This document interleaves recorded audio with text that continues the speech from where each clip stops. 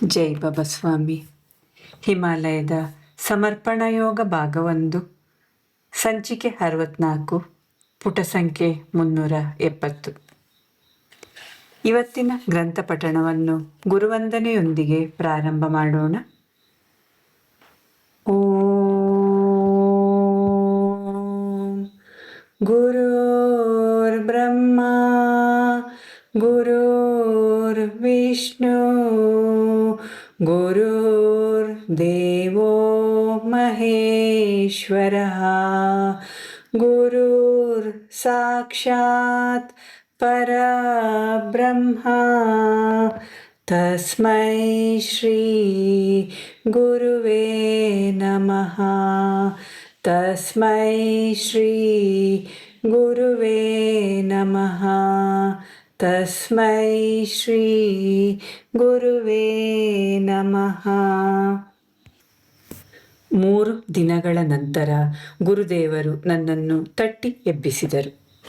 ಅದೆಷ್ಟು ಕಾಲದ ನಂತರ ನಾನು ಏಳುತ್ತಿದ್ದೇನೆ ಎಂದು ನನಗೆ ಎದ್ದಾಗ ಗೊತ್ತಾಗಲಿಲ್ಲ. ಅವರು ಹೇಳಿದರು, ಗುರು ಯಾವುದೇ ಶರೀರವಲ್ಲ, ಗುರುವು ಪರಮಾತ್ಮನ ಜೀವಂತ ಮಾಧ್ಯಮ. ನಾವು ಅವನನ್ನು ಮಾಧ್ಯಮವಾಗಿ ಸ್ವೀಕರಿಸಿದಾಗ ನಮ್ಮ ನಿಜ ಸ್ವರೂಪವಾದ ನಾನು ಚಿಕ್ಕದಾಗಿ ಬಿಡುತ್ತದೆ. ನಾನು ಎಂಬ ನಮ್ಮ ಅಹಂಕಾರ ಸಮಾಪ್ತಗೊಂಡು ಅನುಭವಿಸುವ ಸ್ಥಿತಿಯು ಹೆಚ್ಚಾಗುತ್ತದೆ.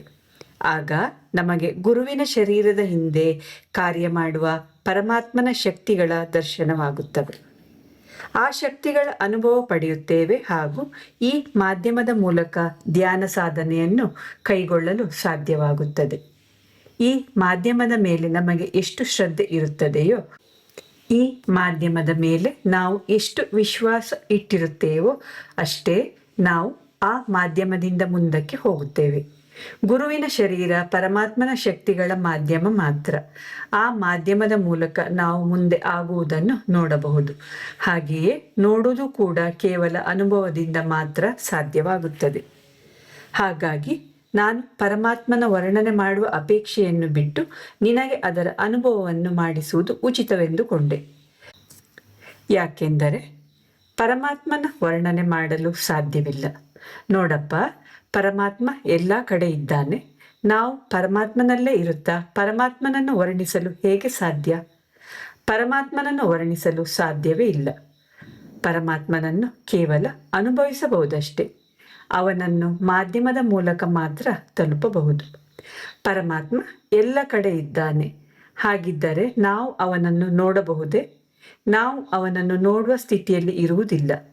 ಆದರೆ ಗುರುವಿನ ಕೃಪೆಯಿಂದ ನಮಗೆ ಅಂತಹ ಒಂದು ಸ್ಥಿತಿಯು ಒದಗುತ್ತದೆ. ಅದೇನೆಂದರೆ ಆ ಸ್ಥಿತಿಯ ಮೂಲಕ ಪರಮಾತ್ಮನ ಅನುಭೂತಿಯನ್ನು ಪಡೆಯಬಹುದು. ಪರಮಾತ್ಮನು ನಮ್ಮ ಎಟಕುವಿಕೆಯ ಆಚೆಗೆ ಇದ್ದಾನೆ. ನಮಗೆ ಎಟಕುವ ಸ್ಥಿತಿಯಲ್ಲಿರುವುದು ಮಾಧ್ಯಮ ಮಾತ್ರ. ಪರಮಾತ್ಮನನ್ನು ಮಾಧ್ಯಮದ ಏಣಿಯ ಮುಖಾಂತರ ತಲುಪಬಹುದು. ಅದನ್ನು ನೀನು ಈಗಷ್ಟೇ ಅನುಭವಿಸಿರುವೆ. ಆದರೆ ಈ ಧ್ಯಾನ ಸಾಧನೆಯ ಸಂಪೂರ್ಣ ರೂಪವನ್ನು ಪಡೆಯಲು 12 ವರ್ಷಗಳು ಬೇಕಾಗುತ್ತದೆ. 12 ವರ್ಷಗಳವರೆಗೆ ಪೂರ್ಣ ಸಮರ್ಪಣಾ ಭಾವವನ್ನು ಆ ಮಾಧ್ಯಮದ ಮೇಲೆ ಇಟ್ಟು ಆ ಮಾಧ್ಯಮದ ಮೂಲಕ ಧ್ಯಾನ ಸಾಧನೆ ಮಾಡುವ ಮೂಲಕ ಮನುಷ್ಯನಿಗೆ ಆ ಸ್ಥಿತಿ ಪ್ರಾಪ್ತವಾಗುತ್ತದೆ. ಇದೆಲ್ಲ ಸುಲಭವಿಲ್ಲವೇಕೆಂದರೆ ಇಷ್ಟು ಅಧಿಕ ಸಮಯದವರೆಗೆ ಒಬ್ಬ ತನ್ನ ಶ್ರದ್ಧೆ, ತನ್ನ ಏಕಾಗ್ರತೆ, ತನ್ನ ಅಭಿರುಚಿ ಎಲ್ಲವನ್ನು ಧ್ಯಾನದಲ್ಲಿ ಇರಿಸಿಕೊಂಡು ನಡೆಯುವುದು ಅತ್ಯಂತ ಕಠಿಣವಾಗಿರುತ್ತದೆ. ಆದ್ದರಿಂದ ಸರ್ವಸಾಮಾನ್ಯ ಮನುಷ್ಯನಿಗೆ ಈ ಸಾಧನೆ ಆಗುವುದಿಲ್ಲ. ಹಾಗೆಯೇ ಅದು ಶೀಘ್ರವಾಗಿ ಮೊಳಕೆಯೊಡೆದು ಗಿಡವಾಗಿ ಬೆಳೆಯುವ ಲಾಹಿ ಎಲೆಯಲ್ಲ. ಇದು ದೀರ್ಘಕಾಲ ನಿರ್ಮಾಣ ಪ್ರಕ್ರಿಯೆಯಲ್ಲಿ ತೊಡಗಿರುವ ಆಲದ ವೃಕ್ಷದಂತೆ ಇರುತ್ತದೆ. ಈ 12 ವರ್ಷಗಳಲ್ಲಿ ಸಾಧಕ ತನ್ನ ನಿಯಂತ್ರಣವನ್ನು ಕಳೆದುಕೊಳ್ಳಬಾರದು. ಅವನು ತನ್ನ ಶ್ರದ್ಧೆಯನ್ನು ಬೆಳೆಸಿಟ್ಟುಕೊಂಡಿರಬೇಕು. ಈ 2 ಕಾರ್ಯಗಳನ್ನು ಮಾಡಿದರೆ ಉಳಿದ ಸಾಧನೆ ಜೀವನದಲ್ಲಿ ತನ್ನಷ್ಟಕ್ಕೆ ಉಂಟಾಗುತ್ತದೆ. ಮನುಷ್ಯನ ಸಾಧನೆ ಪರಿಪಕ್ವಗೊಳ್ಳುತ್ತಾ ಹೋದ ಹಾಗೆ ಅವನಲ್ಲಿರುವ ಅಹಂಕಾರವು ಅದೇ ಪ್ರಕಾರವಾಗಿ ಸಮಾಪ್ತಗೊಳ್ಳುವ ಪ್ರಕ್ರಿಯೆ ಪ್ರಾರಂಭವಾಗುತ್ತದೆ. ಮೊದಲು ಶರೀರ, ನಂತರ ಮನಸ್ಸು, ಹಾಗೆ ಚಿತ್ತದ ಮೇಲೆ ಅವನ ನಿಯಂತ್ರಣ ಉಂಟಾಗುತ್ತಾ ಹೋಗುತ್ತದೆ. ಇಷ್ಟು ದೊಡ್ಡ ಅವಧಿಯನ್ನು ಕೇಳಿ ಶಿಷ್ಯ ಗಾಬರಿಯಾಗುವುದು ಬೇಡವೆಂದು ಈ 12 ವರ್ಷಗಳ ಅವಧಿಯ ಬಗ್ಗೆ ಯಾವ ಗುರುವೂ ಯಾವತ್ತೂ ಹೇಳುವುದಿಲ್ಲ. ಆ ಶಿಷ್ಯನಿಗೆ 12 ವರ್ಷಗಳು ನಿಧಾನವಾಗಿ ಉರುಳುತ್ತಾ ಹೋಗುವುದು ಗೊತ್ತಾಗುವುದು ಬೇಡವೆಂದು ಅವರು ತಮ್ಮ ಶಿಷ್ಯನಿಗೆ ಯಾವಾಗಲೂ ಧ್ಯಾನ ಮಾಡು ಎಂದು ಹೇಳುತ್ತಲೇ ಇರುತ್ತಾರೆ. ಈ 12 ವರ್ಷಗಳ ಅವಧಿ ಒಬ್ಬನ ಜೀವನದಲ್ಲಿ ಬಹಳ ದೊಡ್ಡ ಅವಧಿಯಾಗಿರುತ್ತದೆ. ಶರೀರದ ಯಾವುದೇ ವಿಷಯವಿರಲಿ, ಯಾವುದೇ ನಿಯಮವಿರಲಿ, ಯಾವುದೇ ಸಾಧನೆ ಇರಲಿ, ಅದನ್ನು ಅಭ್ಯಾಸವನ್ನಾಗಿ ಮಾಡಿಕೊಳ್ಳಲು ಸಮಯ ಹಿಡಿಯುತ್ತದೆ. ಆನಂತರ ಮನಸ್ಸನ್ನು ನಿಯಂತ್ರಿಸಲು ಸಮಯ ಹಿಡಿಯುತ್ತದೆ. ನಂತರ ತನ್ನ ಚಿತ್ತವನ್ನು ನಿಯಂತ್ರಿಸಲು ಸಮಯ ಹಿಡಿಯುತ್ತದೆ. ಶರೀರದ ಮೇಲೆ ನಿಯಂತ್ರಣವನ್ನು ಏಕೆ ತರಬೇಕೆಂದರೆ ಅದರಲ್ಲಿ ಹಳೆಯ ಅಭ್ಯಾಸಗಳು ಹಾಗೂ ಕೆಟ್ಟ ಸಂಸ್ಕಾರಗಳು ಇರುತ್ತದೆ. ಅದನ್ನು ಹೋಗಲಾಡಿಸುವುದಕ್ಕೆ ಸ್ವಲ್ಪ ಸಮಯ ಹಿಡಿಯುತ್ತದೆ. ಮನಸ್ಸು ಕೂಡ ಚಂಚಲವಾಗಿರುತ್ತದೆ. ಅದನ್ನು ನಿಯಂತ್ರಣಕ್ಕೆ ತರಲು ಸಾಕಷ್ಟು ಸಮಯ ಬೇಕಾಗುತ್ತದೆ.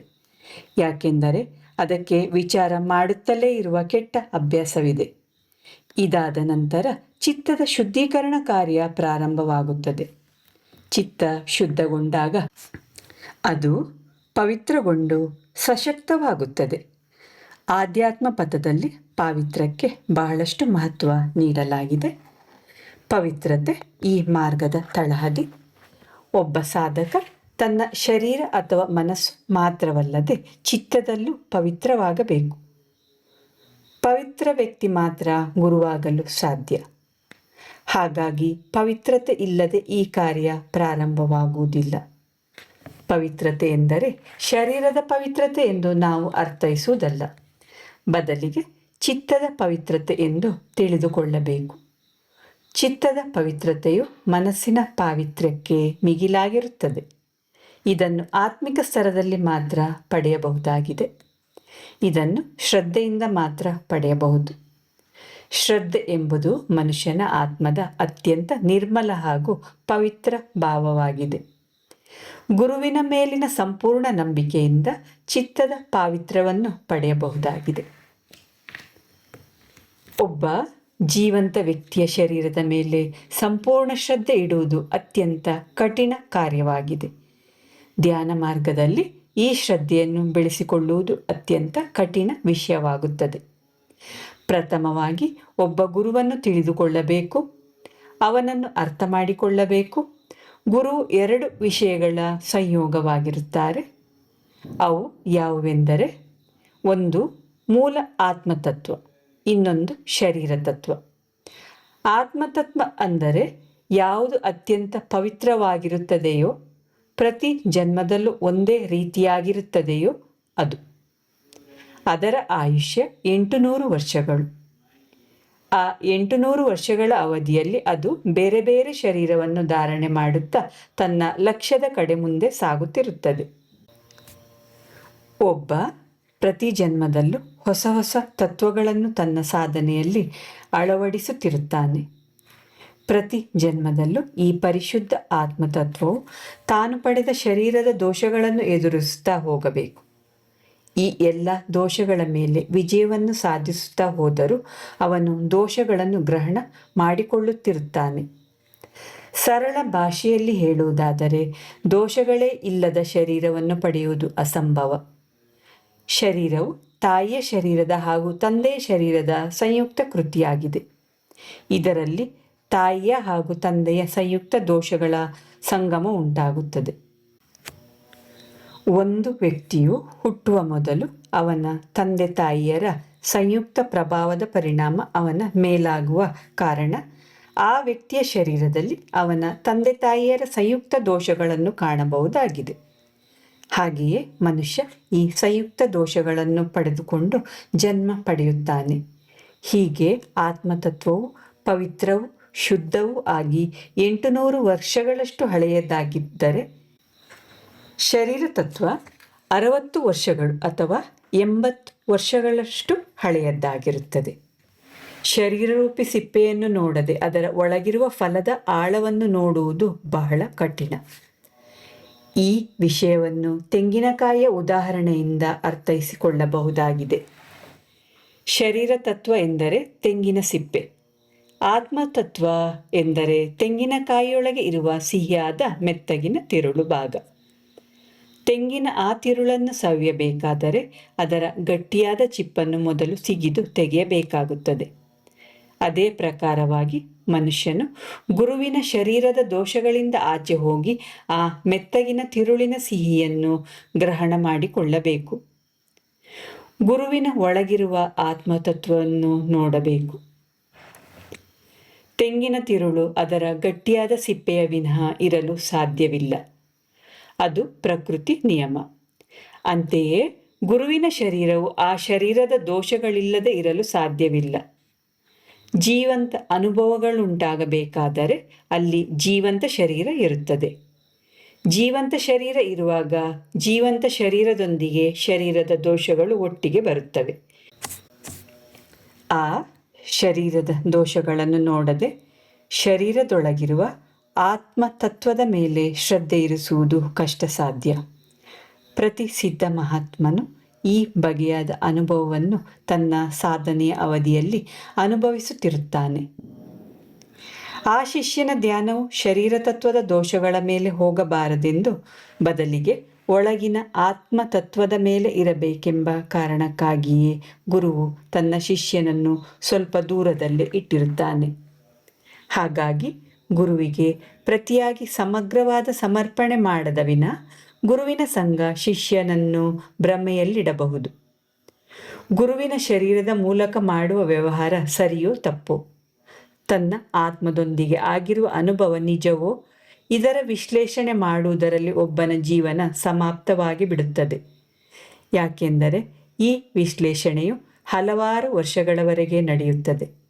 ಅಂತೆಯೇ ಜೀವನವಿಡೀ ವಿಶ್ಲೇಷಣೆಯಲ್ಲಿ ಕಳೆಯುವುದರಿಂದ ಅವನಿಗೆ ಆಧ್ಯಾತ್ಮಿಕ ಅಭ್ಯಾಸದಲ್ಲಿ ತೊಡಗಲು ಸಮಯವಿರುವುದಿಲ್ಲ. ಶಾರೀರಿಕ ಹಂತದ ವ್ಯವಹಾರಗಳು ಯಾವಾಗಲೂ ಸಾಮಾನ್ಯ ಮನುಷ್ಯನದ್ದಾಗಿರುತ್ತದೆ. ಗುರುವಿನೊಂದಿಗಿನ ಇಂತಹ ಸಾಮಾನ್ಯ ಶರೀರದಲ್ಲಿ ಅಸಾಮಾನ್ಯವಾದ ಆತ್ಮವಿರುತ್ತದೆ. ಅದನ್ನು ಕೇವಲ ಅನುಭವಿಸಬಹುದೇ ವಿನಃ ನೋಡಲು ಸಾಧ್ಯವಿಲ್ಲ. ಹಾಗಾಗಿ ಒಬ್ಬ ಗುರುವಿಗೆ ಆಪ್ತನಾದ ಮೇಲೆಯೇ ಗುರುವಿನ ಹತ್ತಿರ ಹೋಗಬೇಕು. ಗುರು ಅವನಿಗೆ ಆತ್ಮೀಯನಾಗದ ವಿನಃ ಗುರುವಿನ ಸಮೀಪ ಹೋಗಬಾರದು. ಇಲ್ಲಿ ಗುರು ಎಂದು ನಾನು ಹೇಳುವಾಗ ಅದರ ತಾತ್ಪರ್ಯ ಗುರುತತ್ವ ಎಂಬುದಾಗಿದೆ. ಎರಡನೆಯದು ಗುರುವಿನ ಶರೀರವನ್ನು ಉದ್ದೇಶಿಸಿ ಹೇಳುವಂತಹದ್ದು. ನೀನು ಗುರುತತ್ವಕ್ಕೆ ನಿಕಟನಾಗಿದ್ದರೆ ನೀನು ಗುರುವಿನ ಶರೀರಕ್ಕೆ ಹತ್ತಿರವಾಗಬಹುದು. ಆಗ ಗುರುವಿನ ಹತ್ತಿರ ಹೋದರೂ ಗುರುವಿನ ಶರೀರದ ದೋಷಗಳಿಂದ ಬಚಾವು ಆಗಲು ಸಾಧ್ಯ. ಇಲ್ಲದಿದ್ದಲ್ಲಿ ಶರೀರ ನಿನ್ನನ್ನು ಭ್ರಮಿತಗೊಳಿಸಬಹುದು. ಗುರುತತ್ವ ಶರೀರದ ಚೌಕಟ್ಟಿನಲ್ಲಿ ಬಂಧಿತವಾಗಿರುವುದರಿಂದ ಅದು ಶರೀರದ ಹಾಗೆಯೇ ವ್ಯವಹರಿಸುತ್ತದೆ. ಗುರುವಿನ ಶರೀರದೊಳಗೆ ಪವಿತ್ರ ಆತ್ಮ ತತ್ವ ಇದ್ದು ಅದರ ಪ್ರಭಾವ ಗುರುವಿನ ಶರೀರದ ಮೇಲೆ ಬಿದ್ದು ಅವರ ಶರೀರದಲ್ಲಿ ಚುಂಬಕ ಶಕ್ತಿ ನಿರ್ಮಾಣವಾಗುತ್ತದೆ.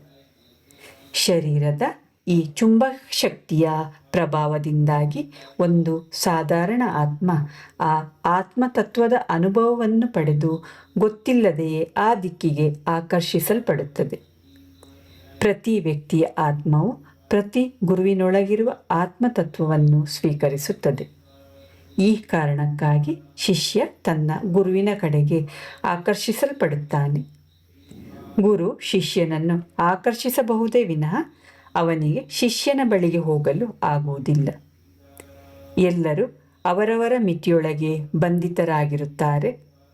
ಎಲ್ಲ ವಸ್ತುಗಳು ಹೊರಗಿನಿಂದ ಒಂದೇ ಆಗಿರುವುದು ಪ್ರಕೃತಿಯ ನಿಯಮವಾಗಿದೆ. ಹೇಗೆ ನಾವು ಹೊರಗಿನಿಂದ ನೋಡಿದಾಗ ಎಲ್ಲ ತೆಂಗಿನಕಾಯಿಗಳು ಒಂದೇ ರೀತಿಯಾಗಿ ಕಾಣುತ್ತವೋ, ಅದೇ ಪ್ರಕಾರವಾಗಿ ಗುರುವಿನ ಶರೀರವು ಹೊರಗಿನಿಂದ ನೋಡಿದಾಗ ಸಾಮಾನ್ಯ ವ್ಯಕ್ತಿಯ ಶರೀರದಂತಿರುತ್ತದೆ. ಆದರೆ ಅದು ಆತ್ಮತತ್ವದ ಪ್ರಭಾವಕ್ಕೆ ಒಳಗಾಗಿರುತ್ತದೆ. ಇದರಿಂದಾಗಿ ಅದರಲ್ಲಿ ಭಾರೀ ಪ್ರಮಾಣದ ಆಕರ್ಷಣೆ ಇರುತ್ತದೆ. ಈ ಆಕರ್ಷಣೆಯನ್ನು ನೋಡಲು ಸಾಧ್ಯವಿಲ್ಲ, ಕೇವಲ ಅನುಭವಿಸಬಹುದಷ್ಟೇ. ಹಾಗಾಗಿ ಜೀವಂತ ಗುರುವನ್ನು ಗುರುತಿಸುವುದು ಅತ್ಯಂತ ಕಠಿಣವಾಗಿರುತ್ತದೆ. ಜೀವಂತ ಗುರುವನ್ನು ಅನುಭೂತಿಯಿಂದ ಮಾತ್ರ ಗುರುತಿಸಿ ಒಪ್ಪಿಕೊಳ್ಳಬಹುದಾಗಿದೆ. ಜೈ ಬಾಬಾ ಸ್ವಾಮಿ. ಇವತ್ತಿನ ಗ್ರಂಥ ಪಠಣವನ್ನು ಮುಕ್ತಾಯಗೊಳಿಸುತ್ತಿದ್ದೇನೆ. ಶಾಂತಿ ಪಾಠ.